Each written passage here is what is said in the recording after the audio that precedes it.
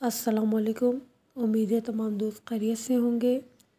دوستو، پشاور کی مسجد میں کون دھماکہ کر سکتا ہے؟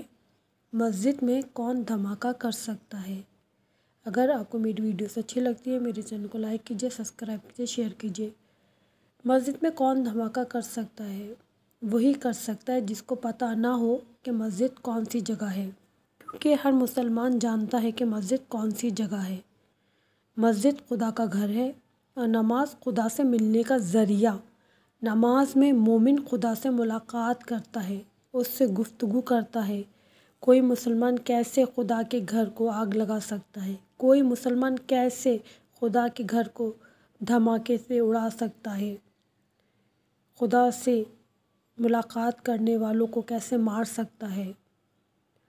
خدا جو اپنی مخلوق سے 70 ماؤں سے زیادہ پیار کرتا ہے، اس کے گھر میں اس سے ملاقات کرنے والوں کو، اس کے مہمانوں کو مارا جائے،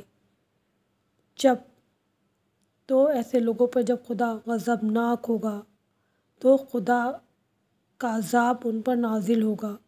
خدا کہتا ہے کہ میں اپنے حقوق تو معاف کر دوں گا، مگر اگر میرے بندے کے حقوق ادا نہیں کیے، اگر میرے بندے کو پریشان کیا یا ستایا، تو میں اس کو کبھی معاف نہیں کروں گا جب تک میرا بندہ اس کو معاف نہیں کرے۔ تو تصور کیجئے کہ آپ خدا ہی کے گھر میں خدا کے مہمانوں کو، خدا سے ملاقات کرنے والوں کو مار رہے ہیں، تو اس کا کتنا بڑا عذاب ہوگا۔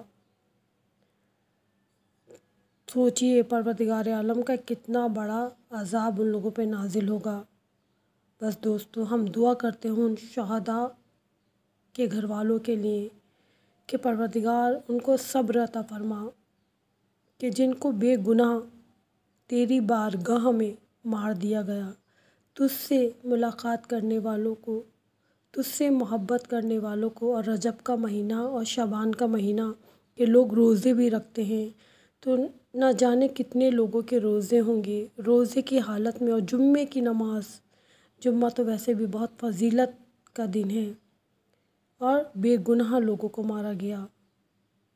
بس ہم دعا کرتے ہیں کہ بار الہ شہداء کے گھر والوں کو صبر عطا فرما، آمین۔